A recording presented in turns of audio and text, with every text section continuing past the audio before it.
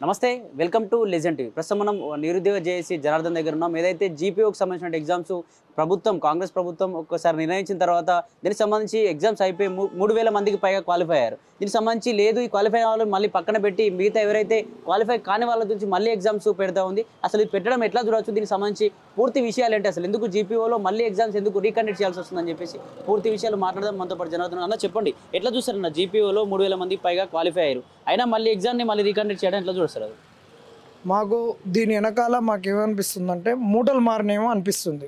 ఇది మాకున్నటువంటి ఒక బాధ, ఒక ఆవేదన. మారినాయా మారలేదనేటటువంటిది ఈ ప్రభుత్వం చెప్పాలి. ఎందుకంటే మాకు లేని ఆశలు పెట్టింది. మాకు 2 లక్షల ఉద్యోగాలు ఇస్తామని చెప్పినటువంటి ఈ ప్రభుత్వం ఇవ్వలేకపోగా అదొక ఆశ పెట్టి మమ్మల్ని నట్టేట ముంచిన ప్రభుత్వం మరొక ఆశ పెట్టి మమ్మల్ని ముంచింది. అదేంటంటే జీపీఓ 10,954 పోస్టుల్ని డైరెక్ట్ రిక్రూట్మెంట్ ద్వారా నింపుతామని పొంగిలేటి గారు ఎప్పటి నుంచో కొత్త పోస్టులు క్రియేట్ చేసినాం అని చెప్పినటువంటి ఈ పొంగిలేటి గారు మాకు ఇగో ఇవి ఇట్లా వీరు చెప్పిర్రు, ఇవన్నీ వారు స్టేట్మెంట్లు, ఇవన్నీ వారి స్టేట్మెంట్లు. పొంగిలేటి గారు ఇవన్నీ ఎవరియో కాదు, నా స్టేట్మెంట్లు కాదు. ఇట్లా గత 6-7 నెలల నుంచి జీపీఓ గురించి అని వీళ్ళు చెప్పుకుంటూ వచ్చి మేము ఇస్తున్నామని చెప్పారు. అంటే డైరెక్ట్ గా రిక్రూట్మెంట్ చేసాం, ఎగ్జామ్ అవసరం లేదని చెప్పారు అన్నప్పుడు.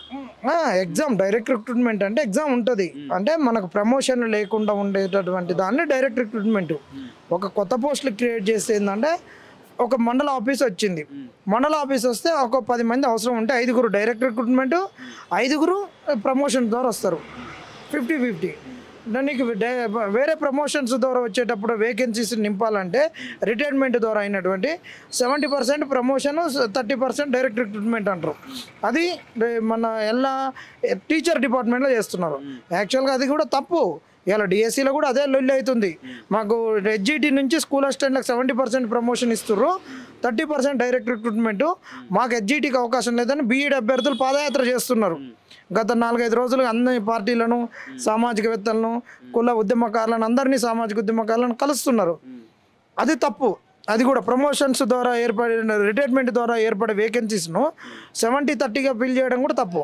ఇక్కడ మాకు వచ్చిన సమస్య ఏంటంటే ఇవి డైరెక్ట్ పోస్టులు, కొత్త క్రియేషన్ అయినప్పుడు అసలు ఇది కొత్త వ్యవస్థ, రెవెన్యూ వ్యవస్థ. పాత వాళ్ళను ఆ రోజు ఉన్నటువంటి ప్రభుత్వం రెవెన్యూ యాక్ట్ తీసుకొచ్చి రద్దు చేసింది. ఈ యాక్ట్ ద్వారా రద్దు చేసినప్పుడు వాళ్ళని వేరే డిపార్ట్మెంట్లో అకామిడేట్ చేసి పక్కన పడేసినాక మళ్ళీ వీళ్ళని తీసుకొస్తామని చెప్పినప్పుడే మేము మరి మాకెందుకు ఆశలు కలుపుతున్నారు, వాళ్ళు వేరే డిపార్ట్మెంట్లలో ఉన్నారు, వాళ్ళని తీసుకురావడం ఏంటి అని మేము అడిగినాం. లేదు, వాళ్ళని తీసుకొని రావాలి, వాళ్ళకు ఆ ప్రభుత్వం ఉన్న పలంగా వాళ్ళను ఓవర్నైట్లో యాక్ట్ తెచ్చి ఒక జీవో తీసుకొచ్చి వాళ్ళను తొలగించేసింది. వాళ్ళకు వేరే డిపార్ట్మెంట్లో పోతే వాళ్ళకు కనీసం ఒక కుర్చీ లేదు, ఆ తాగుతందుకు బాటిల్ లేదు, నిలబడతందుకు వాళ్ళకు ఒక విలువ కూడా లేదు, డిపార్ట్మెంట్లో విలువ లేదు, సమాజంలో విలువ లేదు, నెలనాటి జీతం వస్తుంది కానీ వాళ్ళకు ఒక ఇన్సూరెన్స్ లేదు, అది ఇదని చెప్పేసి వాళ్ళ తీసుకున్నారు. మంచిదే, అప్పటికి మేము వద్దని చెప్పినాం, మేము తీసుకుంటాం అన్నాం. సరే తీసుకోరని చెప్పినాం. తీసుకోమని చెప్పినాక తీసుకుంటున్నారు, మేము కూడా ఊకున్నాం. సరే వాళ్ళు కొంతమంది జీరో సర్వీస్ అని చెప్పారు. వాళ్ళకి ఇచ్చినటువంటి ఒక జీవో ద్వారా ఈ 219 జీవో ద్వారా 295 జీవో ద్వారా వీళ్ళకి ఏం పెట్టిర్రంటే ఒక పాత వాళ్ళని తీసుకునేటప్పుడు ఒక అవకాశం ఇస్తున్నాం. వాళ్ళకు ఒక జీవోని తీసుకొచ్చి 129 జీవో ప్రకారం వాళ్ళకి జీరో సర్వీస్ అని చెప్పారు. మరి ఆ జీరో సర్వీసు వీళ్ళు జీరో సర్వీస్ అన్నప్పుడు వాళ్ళు ఎందుకు మాట్లాడలేదు?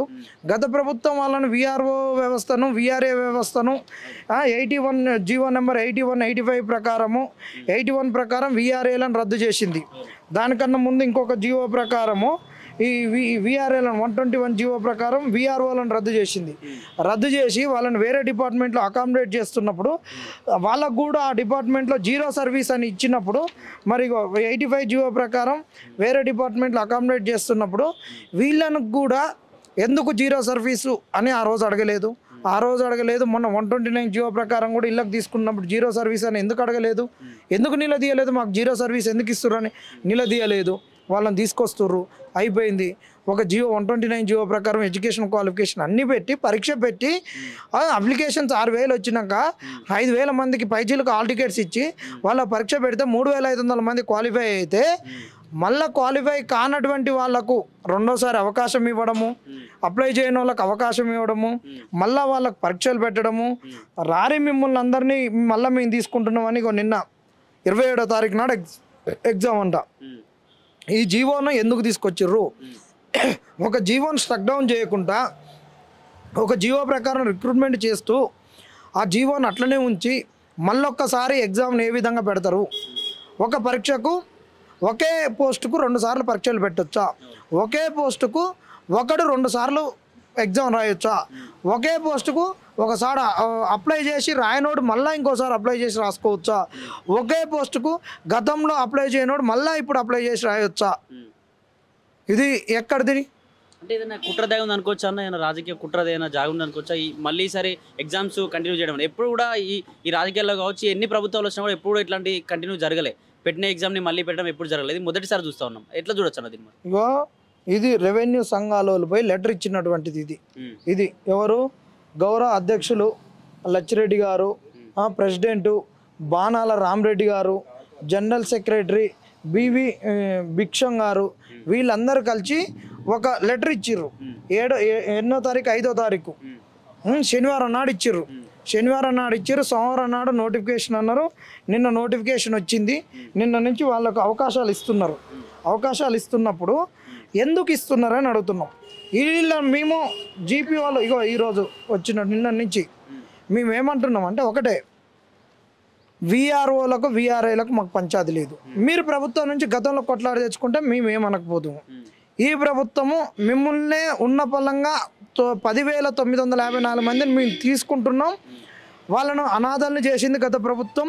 ఈ ప్రభుత్వం నిరుద్యోగ ప్రభుత్వము, ఉద్యోగుల ఫ్రెండ్లీ ప్రభుత్వము, కర్షకుల ప్రభుత్వం, రైతుల ప్రభుత్వము, ఇది ప్రజా ప్రభుత్వము. ఎవరికి ఆపద వచ్చినా మేము ఆదుకుంటాము అని మీరు చెప్పి వాళ్ళని తీసుకుంటే మేము అనకపోతాం.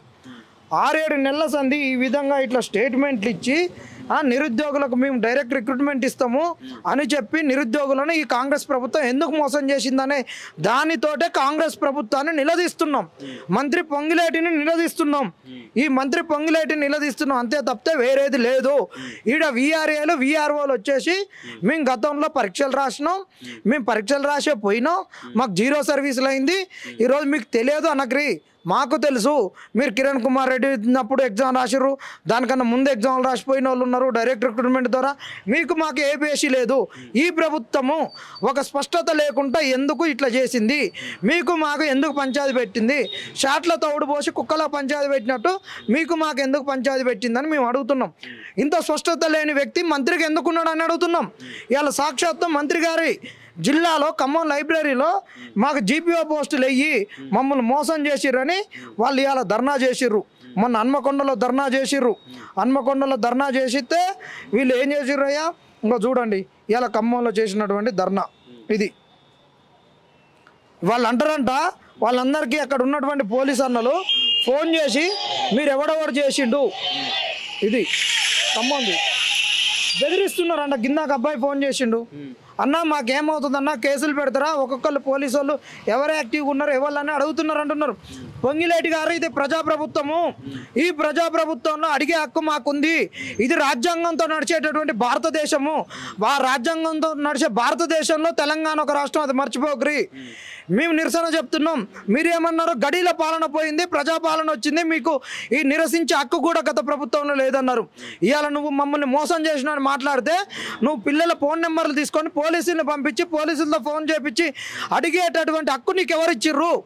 ఇది ప్రజాప్రభుత్వమా లేకుండా దగా ప్రభుత్వమా? ఇది నిరంకుశ ప్రభుత్వం? మీరే ఆలోచించుకోరి. ఇవాళ అధికారం ఉన్నదని ఎగిసెగిసి పెడితే 3 ఏళ్ల తర్వాత మీరు ఎక్కడ పడతారో ఆలోచించుకోరు. 3 ఏళ్ల తర్వాత మీరు మురిక్కుంటలో పడితే మిమ్మల్ని కడిగేటోడు ఉండడు, మీ దగ్గరకు వచ్చి మీ వాసన చూసేటోడు ఉండడు. ఇవాళ అధికారం ఉందని అందచాలం ఎక్కి మీరు ఆగం చేస్తే ఎవడు ఊకోరు. ఎందుకు మీరు ఖమ్మంలో నిరసన తెలియజేసిన అభ్యర్థులకు మీ అక్కడ ఉన్నటువంటి పోలీస్ యంత్రాంగం ఎందుకు ఫోన్ చేసి బెదిరిస్తుంది? దీని వెనక మీరు ఎందుకున్నారు? మీరు తక్షణమే వాళ్ళ పోలీసులకు డైరెక్షన్స్ ఇవ్వండి, డైరెక్షన్స్ ఇచ్చి ఆపండి. లేకుంటే మాత్రం ఊకునేదే లేదు. ఇక్కడ ఎవరైతే ప్రెస్ మీట్లలోకి వచ్చి వరులుతున్నారో మీకు చెప్తున్నాం, మీరు ఇష్టం వచ్చినట్టు వర్లకండి. నిన్న వాళ్ళ యొక్క కాంగ్రెస్ నాయకుడే మానవతరాయ్ గారే పోయి లెటర్ ఇచ్చిండు. డైరెక్ట్ రిక్రూట్మెంట్ ద్వారా 404 పోస్టులకు డైరెక్ట్ రిక్రూట్మెంట్ ద్వారా నింపమని, వాటికి 7,404 పోస్టులకు డైరెక్ట్ రిక్రూట్మెంట్ ఉండాలన్నారు. వారి మాటకి ఏడ విలువ ఉన్నది? మరి వాళ్ళు కూడా అడుగుతున్నారు కదా నిరుద్యోగుల పక్షాన. మరి ఆయన కూడా ఒక నిరుద్యోగ జేఏసీ అని పెట్టుకున్నాడు కదా, మరి వారికి కూడా తెలుసు కదా ఈడ మోసం చేసింది కాంగ్రెస్. 2 లక్షల ఉద్యోగాలని ఇస్తానని చెప్పి నిరుద్యోగులను ఎట్లా మోసం చేసిందో ఈ పొంగులేటి గారు 10,954 పోస్టులు జీపీఓ పోస్టులు ఇస్తామని నిరుద్యోగులకు ఆశపెట్టి నిరుద్యోగులను లైబ్రరీలో చదువుకునేటట్టు చేసి మోసం చేసిండు. పొంగులేటి గారి మీద 420 కేసు పెట్టాలి. మీరు ఇయ్యదలుచుకుంటే మేము గతంలో చేసిన విఆర్ఓలకే మేము ఇస్తామని మేము ముందే చెప్పేది. వాళ్ళకి ఇయ్యంగా మిగిలినవి ఉంటే డైరెక్ట్ రిక్రూట్మెంట్ అనేది ఉంటుంది. స్పష్టత లేకుండా ఇష్టం వచ్చినట్టు చేసి ఇవాళ నువ్వు చేసినటువంటి ఘనకార్యానికి ఇవాళ నిరుద్యోగులు నష్టపోయి నిన్ను నిలదీస్తే మళ్ళీ ఒక్కసారి కేసులు పెడతావా? పొంగిలేటి గారు, మీరు ఇది మంచి చర్య కాదు. మీరు ఈ దుశ్చర్యను విరమింపజేసుకోవాలి. లేకుంటే మీ ఆటలు 3.5 సంవత్సరాలు నడుస్తే 3.5 సంవత్సరాల తర్వాత నడవని కూడా గుర్తుపెట్టుకోరు. ఏదైతే మీరు గత ప్రభుత్వంలో బీఆర్ఎస్ వాళ్ళను అసెంబ్లీకి అడుగు పెట్టనియను ఒక్క ఎమ్మెల్యేని కూడా ఖమ్మం నుంచి అంటే నీకు అండగా నిలిచి నీ యొక్క వాగ్దానాన్ని నీ యొక్క ఛాలెంజ్ని నెరవేర్చింది నిరుద్యోగులు. దాన్ని మర్చిపోకు. దాన్ని మర్చిపోయి ఇవాళ అధికారం ఉన్నది కానీ ఇర్రవీగితే తర్వాత కర్రు కాల్చి ఓత పెడితే ఈ కాంగ్రెస్ ప్రభుత్వం ఎక్కడ పోతుందని ఆలోచించుకోరు. నిరుద్యోగులను మోసం చేయకరి. నిరుద్యోగుల్ని కాంగ్రెస్ ప్రభుత్వం ఏమిటో ఇంకా ఉన్నారు.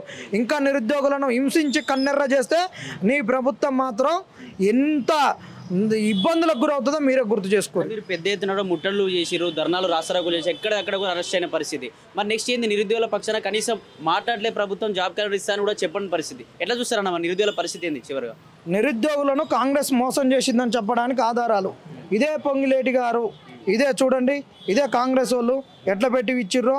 కాంగ్రెస్ యొక్క అఫీషియల్ ట్విట్టర్లో 21 మార్చి 2025 నాడు ఇచ్చిర్రు.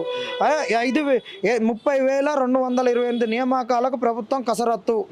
గత 15 నెలల్లోనే 58,865 ఉద్యోగాలు నింపినమని చెప్పినటువంటి ఈ ప్రభుత్వం మార్చి నుంచి ఇంతవరకు ఎందుకు కసరత్తు చేయలేదు? ఎస్సీ వర్గీకరణ అడ్డొచ్చిందని చెప్పుకుంటున్నారు కదా వీళ్ళు. ఎస్సీ వర్గీకరణ వల్ల నోటిఫికేషన్ ఆగిపోతే ఇన్ని రోజులు ఏ డిపార్ట్మెంట్లో ఎన్ని వేకెన్సీలు ఉన్నాయి? ఎందుకు వీళ్ళ కాడ డేటా లేదు? ఇప్పుడు ఒక కమిటీ ఎందుకు వేసిర్రు ఈ కాంగ్రెస్ వాళ్ళు? కమిటీలతోటి కాలయాపన. ఇంతవరకు డేటా లేదంటే వీళ్ళకి సిగ్గు అనిపించట్లేదు అంటున్నాం. 2 లక్షల ఉద్యోగాలు ఇస్తామని ఆ రోజు ఎన్నికల వేళ చెప్పి కమల్నాథన్ కమిటీ మా చేతులు ఉందని చెప్పి మమ్మల్ని కాంగ్రెస్కు ప్రచారం చేయించుకున్న వీళ్ళ దగ్గర వేకెన్సీస్ లిస్టు లేదా? ఇగో మా దగ్గర ఉన్నది రాండి. ఇప్పుడు మా దగ్గర ఉన్నటువంటి లిస్టులో 2,67,316 వేకెన్సీస్కి మా దగ్గర లిస్ట్ ఉంది. ఈ లిస్టును మీకు ఇస్తాం. మీరు ఇన్ని రోజులు లిస్టు లేకుండా మీరు ఎట్లా చేస్తున్నారు? కనీసం మీ కాడ ఒక లిస్ట్ లేదంటే మీరు ఏ దౌర్భాగ్య స్థితిలో ఉన్నారు?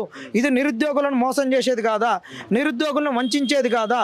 నిరుద్యోగ లోకాన్ని కాంగ్రెస్ మోసం చేసింది జాబ్ క్యాలెండర్ పేరుతో అని ఇదే సాక్షాత్తు నిదర్శనం.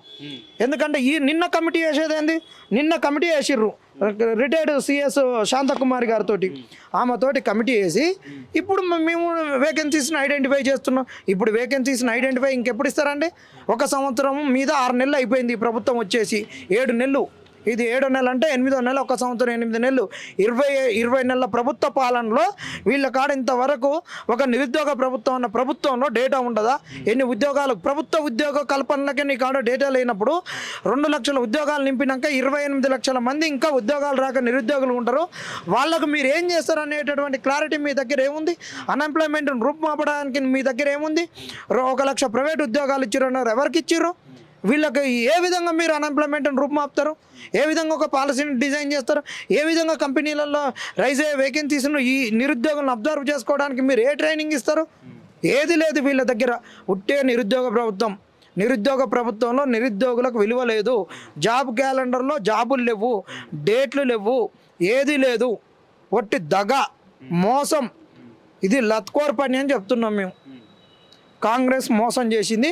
పొంగిలేటి గారు జీపీఓ పేరుతో నిరుద్యోగుల్ని నట్టేట ముంచడమే కాకుండా ఆయన జిల్లాలో ధర్నా చేసిన వారి మీద ఇంకా అదనంగా కేసులు పెడుతుండేది బోనస్ పాయింట్ లెక్క. కాబట్టి కాంగ్రెస్ను నిరుద్యోగులు స్థానిక సంస్థలలో ఒడగొట్టడానికి ప్రయత్నం చేయండి. వాళ్ళు అనుకుంటున్నారు నిరుద్యోగుల ప్రభావం అనేది జనరల్ ఎలక్షన్లు ఎక్కువ ఉంటుంది, జనరల్ ఎలక్షన్లో వీళ్ళదే అవా, స్థానిక ఎలక్షన్లలో వీళ్ళది ఏముండదు అనుకుంటున్నారు. ఇప్పుడు మీరు ఏదైతే అనుకుంటున్నారో దానికి విరుద్ధంగా నిరుద్యోగులు పనిచేసి స్థానిక ఎన్నికలలో కూడా కాంగ్రెస్ను ఒడగొట్టడానికి ప్రయత్నం చేయాలి. అవసరం ఉన్న కాడ అందరూ కూడా పోటీ